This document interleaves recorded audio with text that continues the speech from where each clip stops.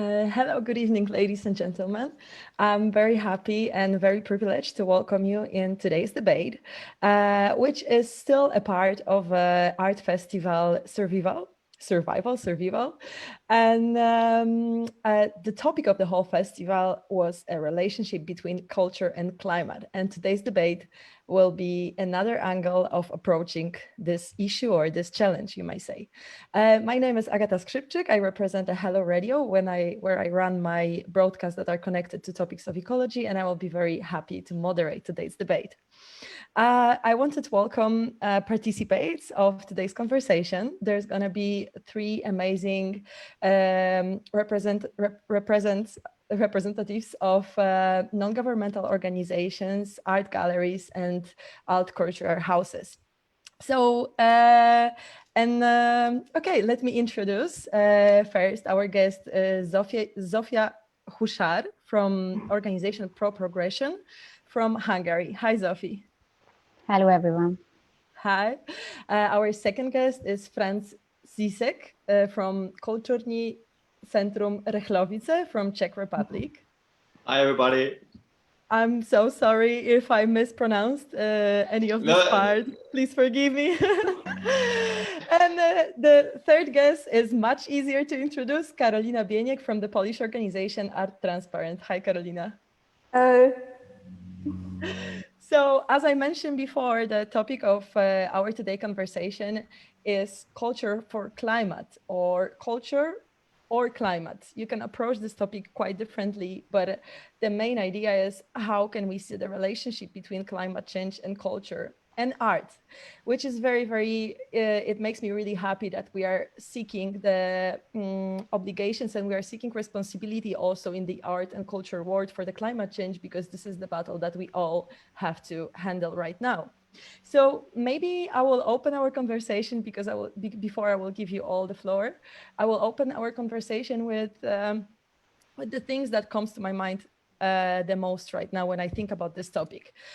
So some time ago, it was a few weeks ago, there was a fierce discussion on the Financial Times that started because one economist, one financialist suggested that we should value nature and our environment and climate around in terms of money as we would value any other asset in our life, in order to kind of imagine the value of it. And of course, many environmentalists says that we cannot approach nature like that because its value is way beyond money. But on the other hand, how can we imagine the value of something that actually we cannot put any price on? How can we use our imagination to understand something that is way greater than us? And in my opinion, this is where culture and art can somehow have its role, can play its role. That's why we can talk about fighting climate change with culture. So I wanted to ask you, maybe I can open the floor with this one. I wanted to ask you, what do you think about it? Can we fight for climate change with culture, and how can we do it? Maybe first, Zsófia, maybe if I can ask you first to say a few words. Yeah, well, I was thinking a lot about your questions in advance. And I came to the conclusion that I have three thoughts in my mind that I would like to maybe highlight. And the first was, which immediately came to my mind, that I'm not, I think we don't really need to fight against any changes, just because, I mean, not even climate changes, because a change is kind of a fundamental part of our lives.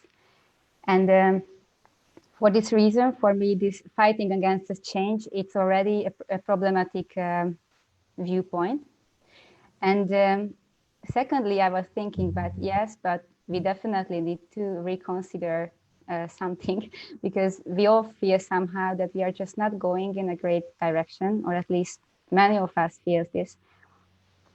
And I think maybe reconsidering our role as a human being in the nature or in connection with the nature could be a great task, but that's also like a problematic thing in a way that we intend to think that we are something different than nature.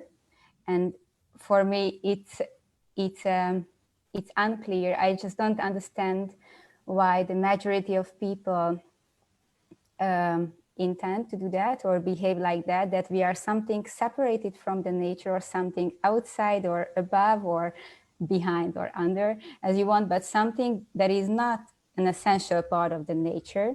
So for me, this unity would mean this reconsideration of this kind of connection would be important or would be interesting. And my third thought was like, if we fight against something or if we do a battle, we should maybe just start it with ourselves, for ourselves. So in my opinion, it's more like a psychological question to just understand our mindset or understand our habits or why we are behaving so selfish and in this greediness. So these are the question or these main issues that came to my mind when I was thinking of this. And of course, I have no yes or no answers or such a thing, but I think it's an interesting starting point. Thank you very much, Zsófia, for this insight. It's actually very interesting. I find it really refreshing for this whole discussion about climate change. Maybe that's true. Maybe we should treat all this, our actions, as actions for the sake of us and the climate, as we are a part of it, not against something and against this change. That's very interesting. Karolina, maybe you can grab the microphone from that point. Well, I totally agree that we need to change our mindset, because we still do not consider us as a part of the nature. I believe that still what we as a society believe in is that we can possess the land and we can do with the land whatever we want. But it's no longer true. We are in the 2020. We have the pandemic situation all around Europe and all around the globe, and we see that we a little bit messed up here. We behave in a very nasty way for our home, for our land. So I believe if we really want to make a change, then this changing of the mindset is necessary.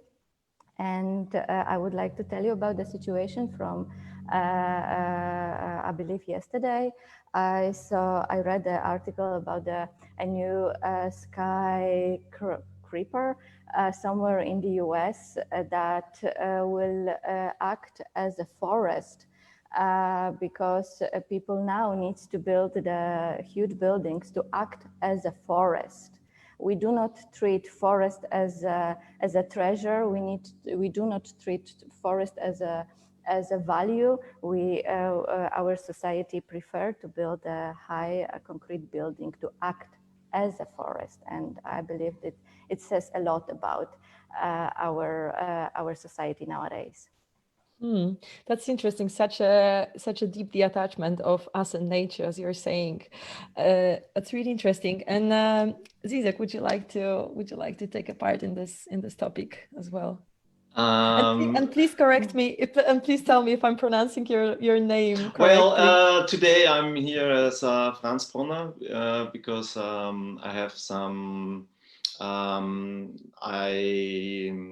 identity confusion with my artistic background. So on one side I'm organic farmer, and I'm also in the team of running the culture center in Řehlovice. And so like from one side is this Tišek, the artist, and Franz Bronner, the organic farmer, and like in the operating team of the culture center. So that's about the name confusion. Thank you. A very important point was, I think, this about the values and assets they want to make out of the nature, and because I see the biggest problem is out of the actual system. and like it's a system implement how we are treating our environment, because the system needs grow, and so we take the resources out of it, and so there would need be like the fight, if there should be a fight. But I agree with Zsófia that we should do it like smart, and especially like not fight nature. Like as an organic farmer, I have also like to deal with insects, or like with weed, but I partly deal with it, I accept it. And so it's about like with what are you satisfied? And I think we are like in this growing system where we have to break out.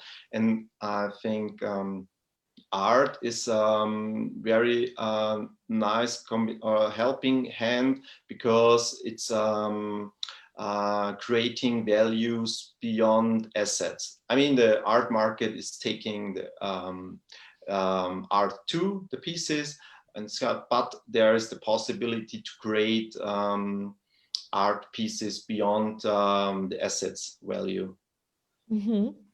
And I would like to come back to the things that you actually said at the very beginning. It's very interesting that you combine two occupations at once, being organic farmer as well. And I'm wondering if I can just imagine that it makes you really well connected with nature, and much more maybe understand its seasons and everything like that. And I'm wondering if you're using this knowledge that you're getting in your art, if there is a link that you're trying to create between these two. Yes, like with the topics I'm caring about, and also like the choosing of materials, like partly recycling, upcycling, or last year I did with wood, because we have like now, because of 2 dry years, and so there were several trees with beetle problems, and so I worked with these dying trees, like ashes, or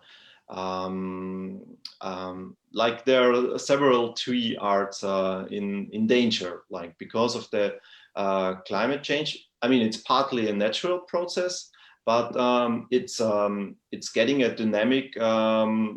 Human being is pushing forward with its system, with the behavior, how we are using the resources. And so like I'm combining these two fields.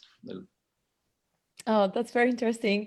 And so maybe I will also follow this topic. And you started saying about how can you use this your knowledge in art that you're creating with upcycling, for instance. And I'm wondering if you're using any other techniques to make sure that your art is sustainable by itself when it comes from the technical point of view, and in the art galleries and all the events that you're organizing. Maybe I will switch. We can switch maybe to Karolina if you want to answer that. Well, it is a broad topic, and we actually several months ago we started the debate among the members of our organization. So, what shall we do, and how shall we organize the festival we do every year to make it more sustainable, to make it more environment friendly. And I believe it's all started around 2 years ago when we said that if we really want to see the change, we need to start with what we do. And what was quite a challenge for us, we had to minimalize all the printings we produce for the festival. We cut like 75% of the printings. We decided also to change all the materials we use for promotion, and we try, if it's only possible, to use the paper, for example, and the colors that are environmental friendly. But before we started, it was the decision of us all that we want to take this path. And now, after 2 editions of the festival, we know that there is no other way. It was the only possible decision we could take, and we will follow. We somehow dig deeper in this situation, in this topic, because we learn every day, to be honest, how to be more and more sustainable in art production. And it's, to be honest, it's still kind of a new topic here, because usually when we thought of nature preservation, of climate change, we thought of carbon, of reducing traffic, and so on and so forth. But then we realized it's also our piece of cake, and we need to do something within this area. And that's why we all the whole process to change our organization, our festival from the one it was and the one we actually to be more eco-friendly. Mm-hmm. And do you find that there's maybe some wider influence of your actions, that it's not only reducing your impact, but also, since you have a broad audience of people listening to this debate, for instance, or being a part of any events that you're organizing, do you think that maybe it's spreading towards, Polish other organizations that are still, as you said, like the environmental the pro-environmental organizations is not such a saturated topic yet in Poland, right? So maybe, do you feel like it's, I'm not sure whether we are responsible for that, because I believe it's a trend all over.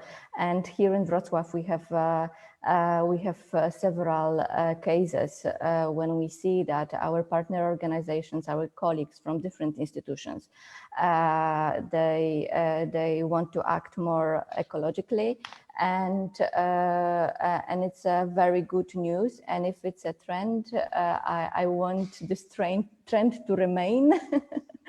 But yes, we want, what we are doing, we want to use to influence our audience.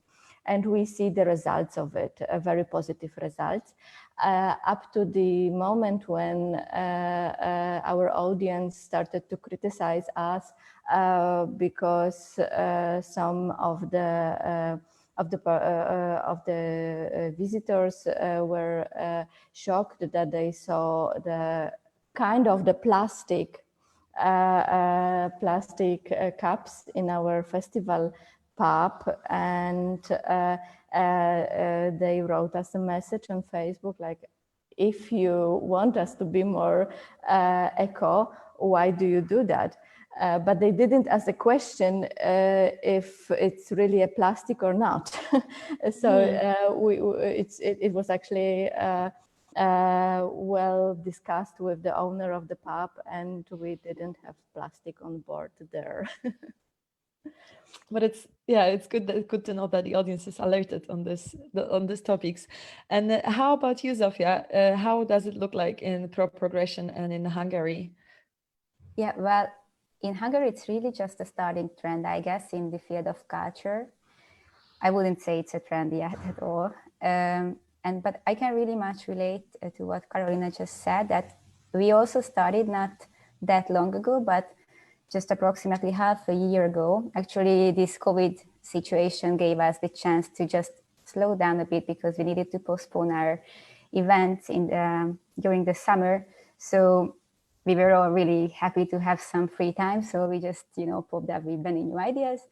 And all of us are actually really conscious in our daily choices as an individual person. So we just started to discuss why we don't do it at the organization that much, and we should just start it. So we all agreed, and I take this role. So I started to build a little internal policy for ourselves, which is really a self-made document, which we would like to share anyway after we tested and reviewed after half a year. But in this, we stated a mission that we would like to live in a healthier environment at all, like just as a human. And we defined 3 points or 3 levels where we can actually have impact.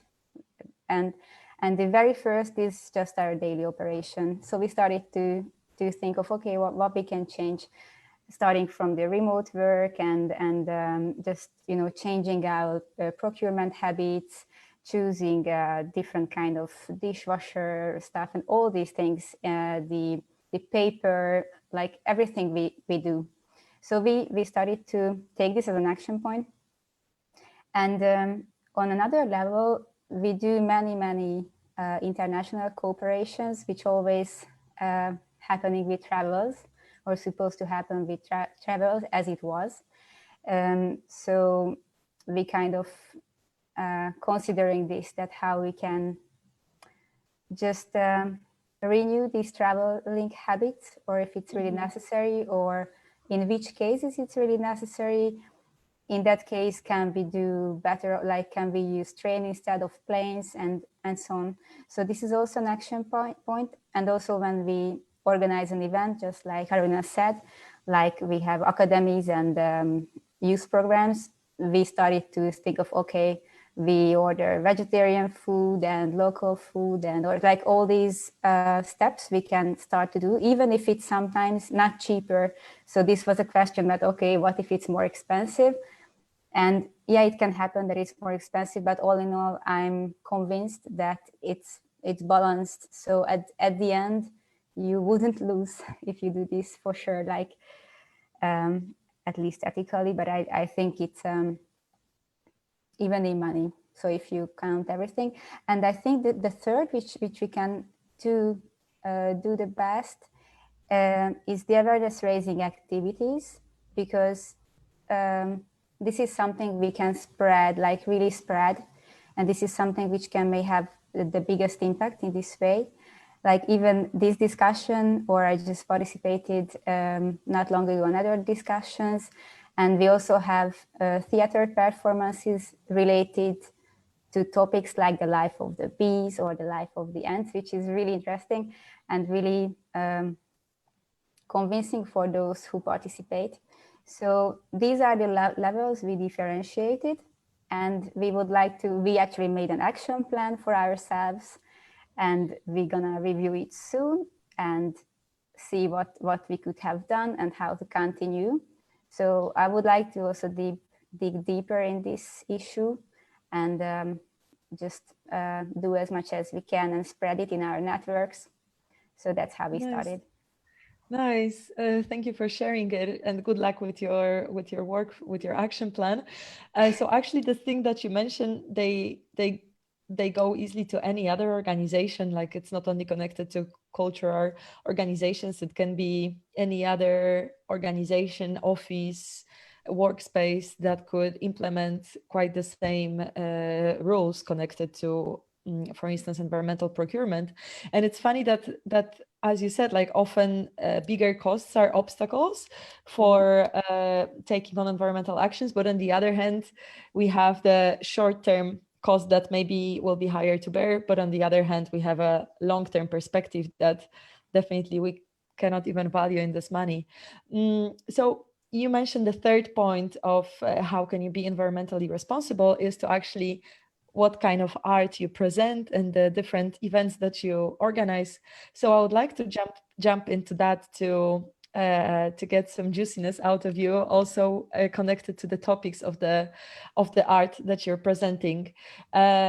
can you give me and the audience, can you give all of us examples of how your art and your culture events are environmentally connected? Maybe Zsófia, we can start from you. I think because I just participated in another discussion which was around the topic of the collaboration, or how the collaboration can happen between environmental organizations and artists or artistic organizations. And we were concluded that actually there are many levels how it can happen. So even as an inspiration could work.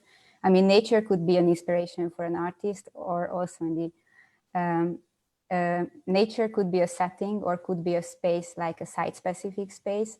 But also we could, for example, the Banquet for Bees, this theater performance I just mentioned about the life of the bees, is more like a performance where a beekeeper was part of the creation process, and he was there as an advisor and as a content maker. So he was involved in the process. And I think, and that's what I'm interested in the most, is the deepest possibility when we think conceptually. So we don't take, okay, we are artists and we ask the environmental, if it's okay or not, please say yes or no. But we just combine these groups and we start together from the very first point. So we do not separate that this is a cultural project, or this is an environmental project, or this is an artistic something. But my experience is that working in an interdisciplinary group really, really works. It's supposed to be moderated somehow, because many times common language is missing. But if we can, find each other's languages and we can understand each other, or we have the same mission, I think it can be really outstanding. And because of this conceptual thinking, it's not something you add on as an extra, but as a core, it's there. So we personally haven't had such a production yet, but we are really keen on doing it. And we collaborate with festivals like the Plots Festival, for example, who do, or we have some partners in the Netherlands or in Denmark who are much more experienced in this, because I think that's a difference between Western Europe and at least Hungary, or in Central Europe, that it's not really popular yet. Even the funding doesn't support this. Like, funding doesn't support a creation which is not, which you need to trust in.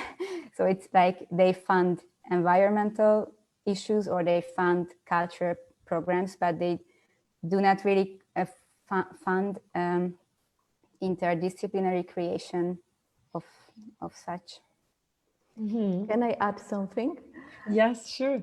Yesterday, I participated in the meeting with the European Commission about the new project that will happen in this and in 2021. And actually, that was a very interesting issue, because we were informed that all the cultural projects that will happen from the European sources will need to somehow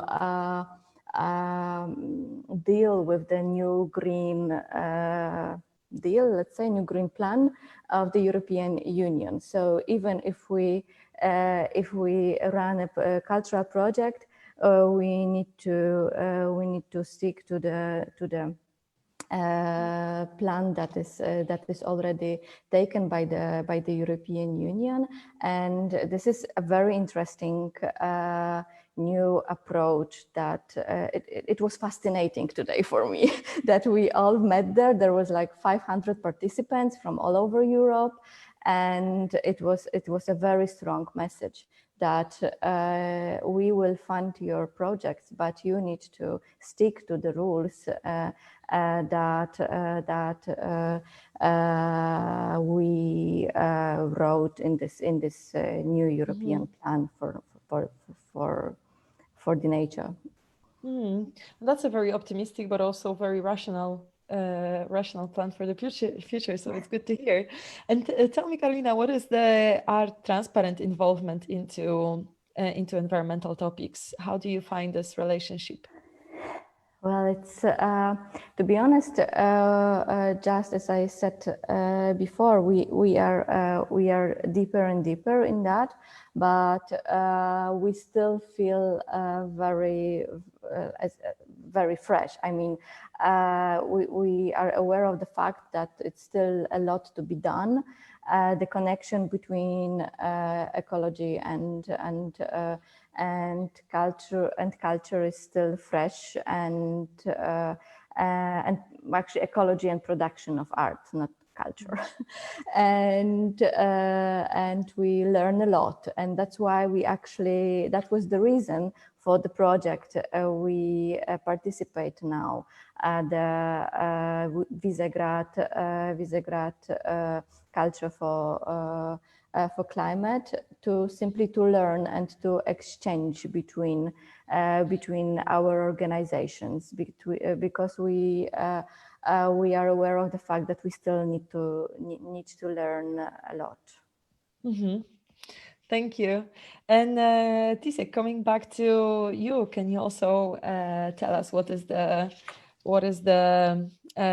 relationship between environment and Kulturní, centrum, Řehlovice? Well,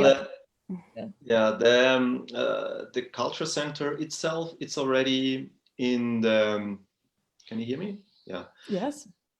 It's already in the nature, in the countryside. So we are situated in a village like with around 400 inhabitants, and our culture center is in a former farm with brewery, so about nearly 2 hectares.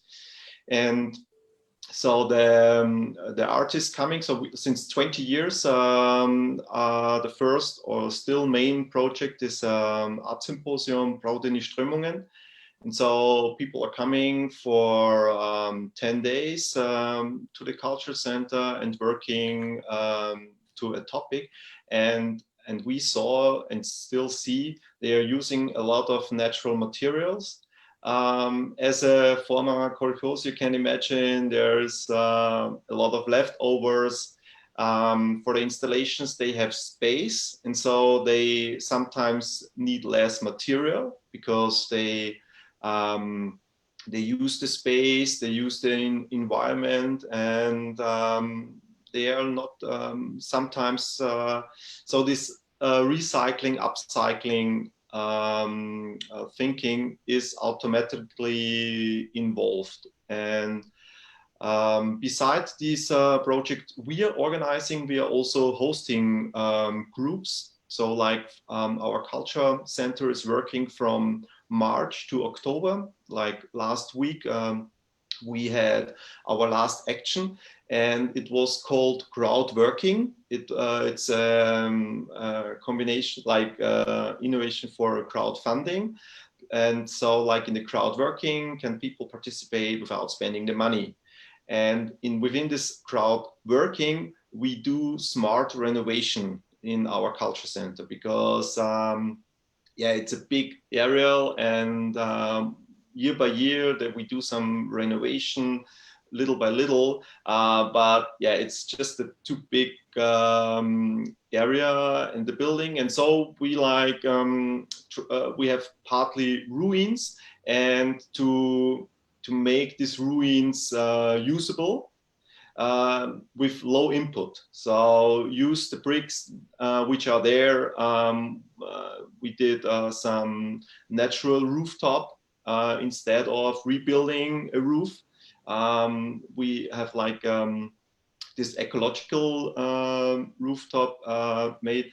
So like the area, or like with dealing with the nature, has already a long tradition in the culture center.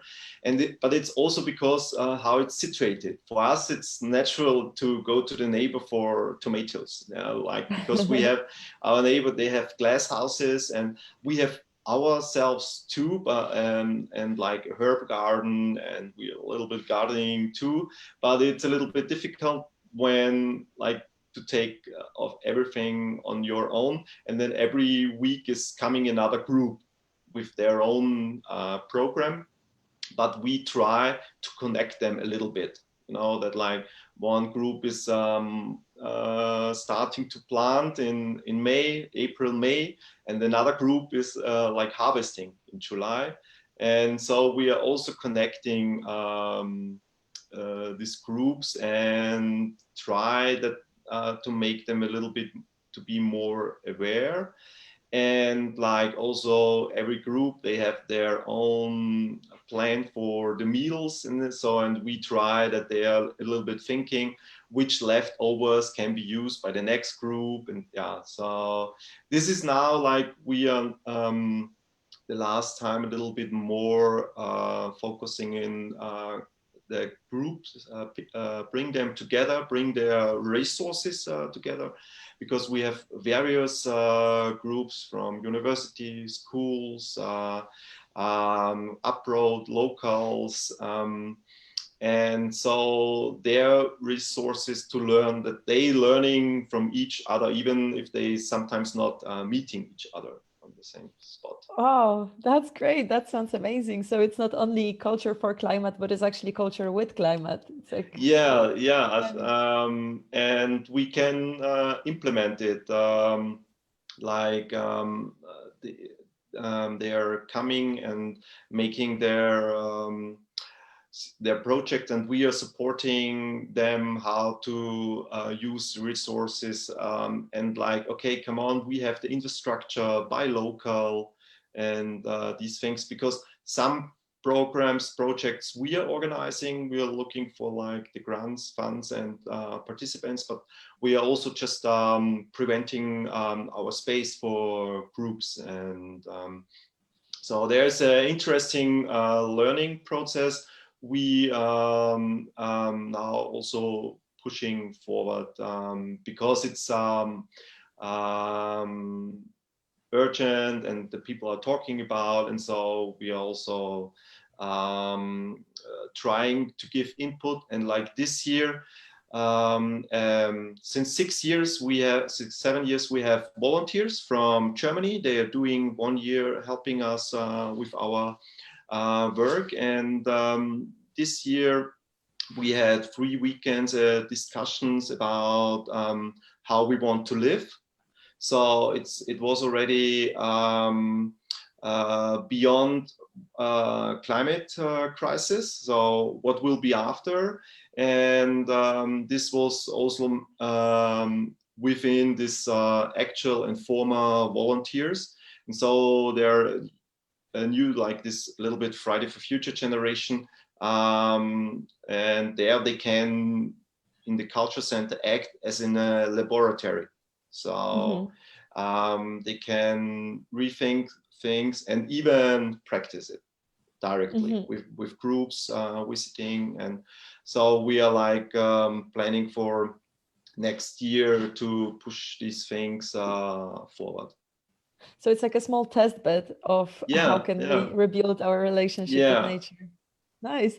And I want to ask you more about the rooftop, because you mentioned that it's some natural technique of the rooftop that you have, which is hay, or what can it be? No, it's like you have a clay layer, and then you have this special plants which also survive 4 months without rain. Oh, okay. And so you have like then it's cooling the rooms. And it's also like, I mean, it's for the eye. You have another green field or colorful field. This was a project we did more than 10 years ago, and with work camps funded by the European Union. And it was like Czech, German, Austria, and Poland. And like for 2 weeks we were working. It took us 3 years that we finished like more than 300 square meters. Oh, wow. Oh, nice. Yeah. A lot of women and manpower. Yeah. Wow, great. Thank you for this insight. It sounds really, really, really interesting. And I just started wondering that such a great contribution that three of you make in establishing this beautiful environmental connection in your work. But I'm just wondering that I'm a little bit afraid that this trend that is raising is reaching people that are anyway somehow connected to nature, that people that would come to such a cultural events, they are the ones that understand the value of nature. And I'm just wondering, how can we bring the culture out on the streets to the people that are unaware of this emergency that we have with climate, that are people in the big cities that are unaware that they are totally detached of nature and it's a wrong thing. So I'm just wondering, that don't you think it's a big challenge for the future, and how can we tackle it? If any of you maybe wants to start on this topic. Well, maybe with the groups, like to us, to they are coming for a seminar or a workshop for a week. So they are coming for some different reason, and they're using our spot to meet each other for their program. And then we can confrontate them. We can show them like some basics of how to use resources in the kitchen, not to waste so much, start with like the cooking. And then also it's wondering that still the separation of litter is not working. It's always a re-educating somehow. And so I think like how the culture center is organized, we are reaching also people out of the, let's say, art bubble. Okay. And what do you think about it, Karolina? Do you see it as a problem or as a challenge? Well, I definitely believe that we need to go out of the bubble. We need to break it somehow, and that's why our main activity that gathers a lot of people is Survival Art Review. We have each year we gather between 5,000 to 10,000 people.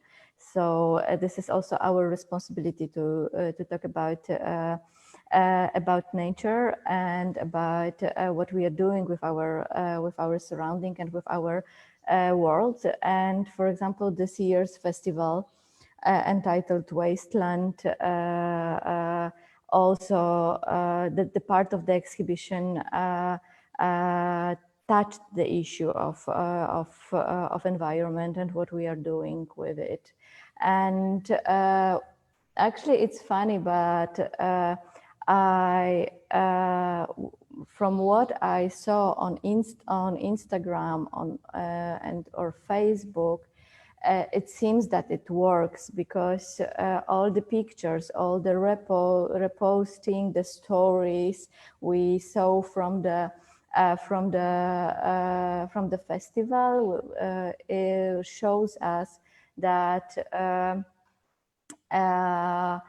it's very necessary. It's very important to discuss those basic issues with the audience, and we consider audience not only as those 300 or 500 people that usually go for every vernissage.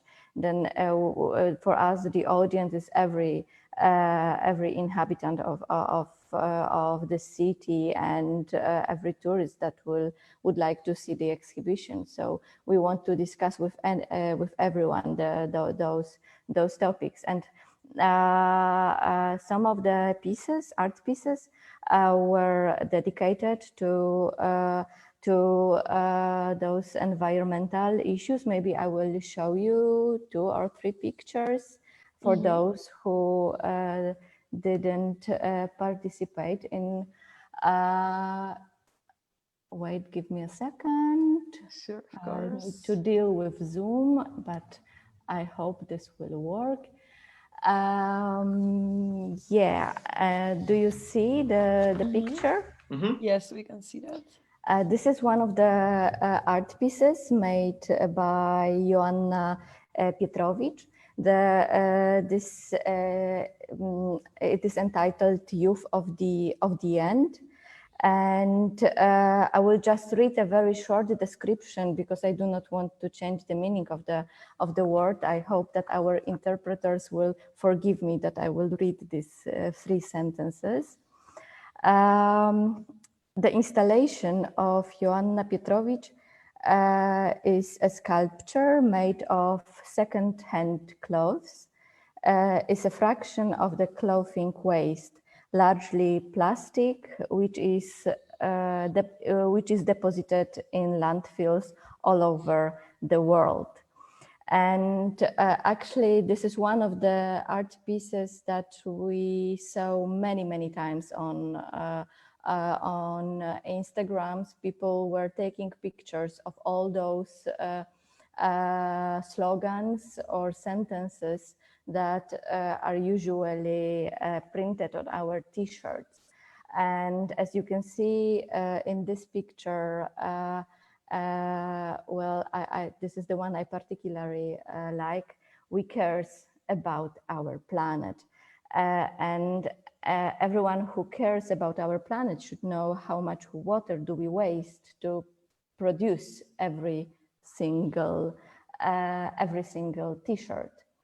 And here is another piece of art made by Kaja Pilch, entitled Last Forest. And it's definitely about greenwashing, which happened all over. And here you can see all the remainings that are left after the production of the eco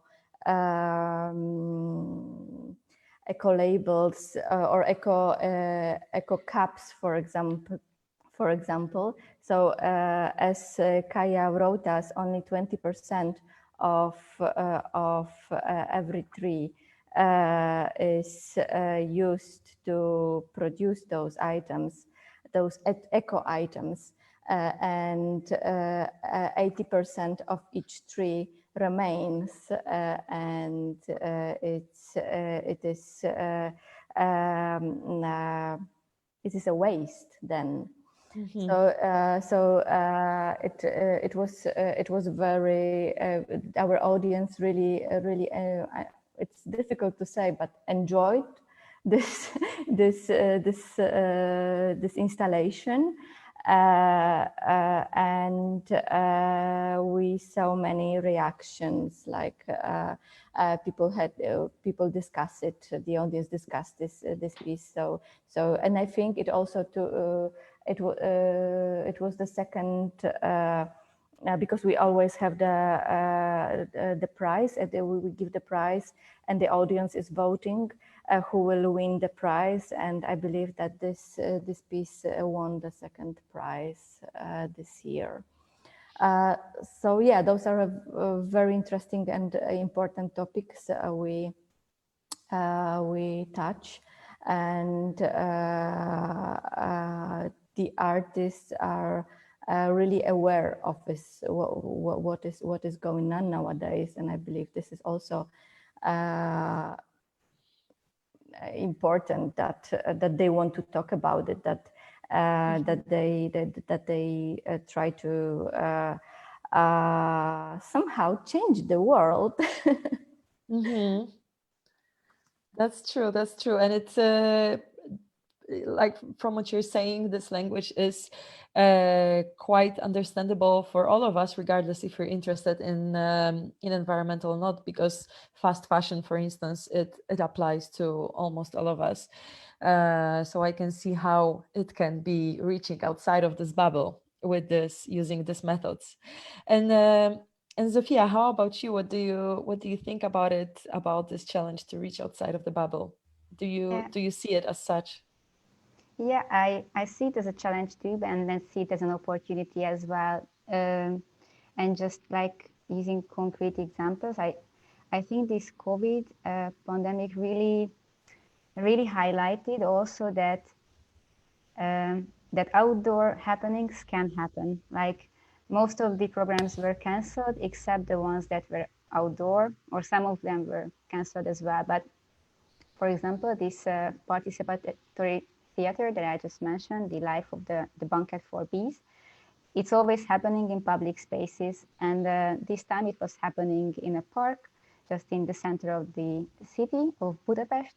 And it looks like that there are 20 people or 30 who are running around and tasting flowers, and you can just see this. But once you are a passenger which is going there, you just stop by, and many people just stop by. Even children, school groups just stopped and were watching us for, I don't know, 15 minutes, and they were just Googled, like, what the hell we are doing? And some people just came and joined us and just, oh, nice, and just jumped in. And it was really something we actually didn't expect, because like Hungarian audience can be sometimes less brave maybe, or not that enthusiastic to always jump in and join. But in this case, it was really happening. And so I thought that in this case, art performances has really a great power to just randomly involve people, like using these kind of site-specific or outdoor or public space performances, because then people who actually don't want to go to a theater, but they just pass by. So they even if they don't want to see, they just somehow see it. And if they are somehow even experience it, this can personalize their experience. So, and once it's personalized, you just feel more connected. You could just be more open, more empathetic for specific topics that could be this fast fashion issue, or the life of the bees issue, or the life of the ants issue, or whatever issue we have actually.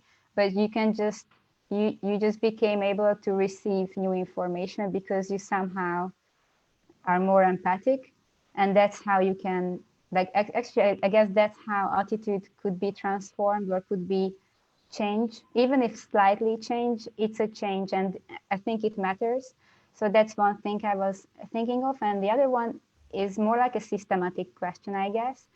If we just see that this kind of interdisciplinary platforms are missing when, or at least it's not widely popular when environmental specialists, like people who save birds, or ecologists, or any other kind of specialists, do not meet with those, or actually artists do not meet with these people. So we just don't have a platform where this conversation can start. And I think if we could establish such a platform, this could be even a great ground for starting this kind of collaboration. And of course, this is not a mass media. We are not David Attenborough, who just joined Instagram and then I don't know how many millions of people follow him, which is super. That's a different scale thing. And I think we don't even need to compare these things. Mm-hmm. But I think this is something this could spread step by step. And I believe it can happen. Of course, I think it's what matters the most is to influence the people that are around us. It doesn't have to be all or nothing. And as you said, like if we can expose some pedestrians that otherwise will not be exposed to these topics, I think that's a work greatly done. And it reminds me of the example that we were talking about in the previous debate, also as a part of the Survival Art Review Festival. With Tom Albrecht from Gallery for Sustainable Art in Berlin and Katarzyna Roy from Buwa in Wrocław, we were talking about climate activism and how much they are using actually art and a cultural tool of performance for their activism. And one of the examples we used was a Extinction Rebellion lying down on various parts of the city as a part of a protest. But it reminds me that the things that you're Zsófia talking about, it reminds me of this, that there's a very thin line between climate activism and art and performance, because it's all connected. Actually, I think it has to just move the other side of our brain to somehow to click, right? Yeah, maybe only your motivation is different. Once you go to a protest, you feel like, okay, now I'm going to fight against the issue, and that's I'm protesting for. But once you are open to have a cut, like you are just going to a theater, you don't even expect that you will be so shocked or maybe so touched, or you just questioning yourself after, or just untold questions can be told in artistic creation. So that's a place where you can meet these issues, even if it's not published in a news or I don't know, it's just so specific that you wouldn't meet anyway. So I think maybe your motivation could be different once you go to an activist happening, but yeah, I think if you just look at it from the outside, you maybe have no idea which one is this. Yeah, that's true. I think it actually wrap up our discussion pretty neatly that at the beginning of this debate, I asked the question if we can fight against climate change with culture. And listening to you and your examples and your point of view on this topic, now I can see that fighting with culture is just working for the climate and for us ourselves, not fighting against something, not giving any battle against something, but just actually just spreading a good word for climate and for us, which I really like that somehow we can gather this conclusion from you. It's been an hour of our debate, and I think we are going slowly to the end. But before we finish, I wanted to ask if you want to say anything, so just some final words, any of you, with challenges for the future that you can see, or just maybe some kind of conclusion that you get from this discussion. Maybe I start. The Culture Center with the first project, or it started because it wanted to revitalize this object, and it wanted to bring Czech Germans together with culture. And so within this 20 years, the Czech and German relationship did a big, good progress in this small village. So because in general, the relationship, like Czech Germans, with the history, it's depending on big politics, but we did progress on the small scale, and because I have here 2 books, so this is the 20th anniversary for the art project Goldene Strömungen, and the other is a project 6 years ago. It's the memories of a former German inhabitant of the village. And so without our work over more than 10 years or 15, it wouldn't be possible to publish this book, to confrontate the Czech people in the village with the history, and they how they took it. And I see it with the climate change, we can't as said before, okay, our individual behavior, but we are depending on how democracy is working on the big scale and how politicians are doing, but we have also the possibility to do something in our local community. And so I'm quite positive that the Culture Center, or how we were doing progress with the Czech-German relationship, what we can maybe imagine at the end of the 90s was a difficult start. And so maybe using this as a role model for our work for climate change and system change. Nice. Thank you for these words. Any other of you? Karolina, maybe you want to say something for the end? Well, at the end of this project, I would like to say, because this meeting, this debate also ends the part of the project when we had all those discussions, meetings, and at the end of this part today, I am really happy that there are so many people around who do their job.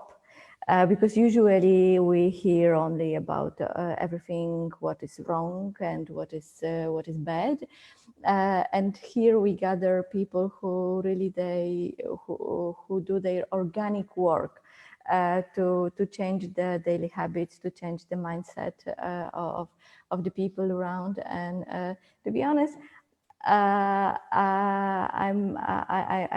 I'm really happy that those people are around, and that gives me energy to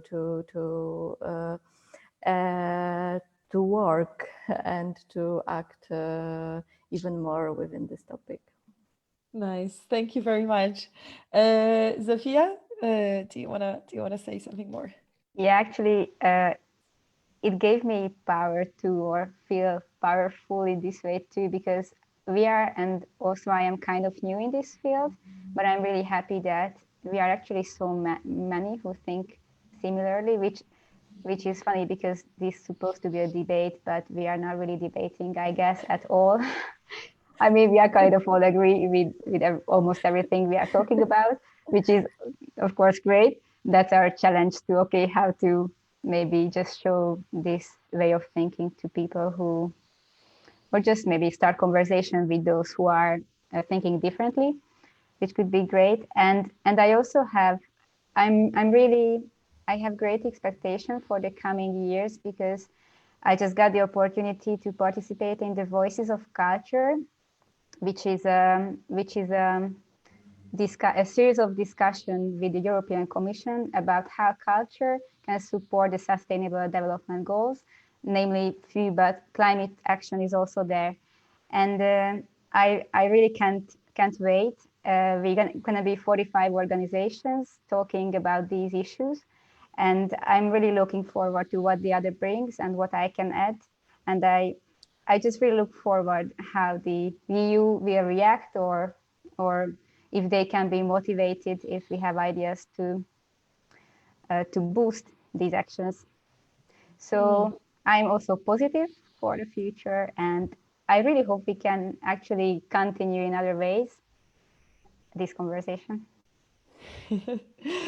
Great, thank you so much. It was really amazing to hear from all of you how far ahead you think connected to nature and environment, and how actually you link these two topics so beautifully. And all the challenges that I wanted to approach, all the challenges that I wanted to discuss, you actually thought of all of them already, and it seems like you're on the great path for the future. So I wish you really a great luck with all the projects that you are pursuing. And thank you so much for this. True, that wasn't really much of a discussion, but this amazing conversation.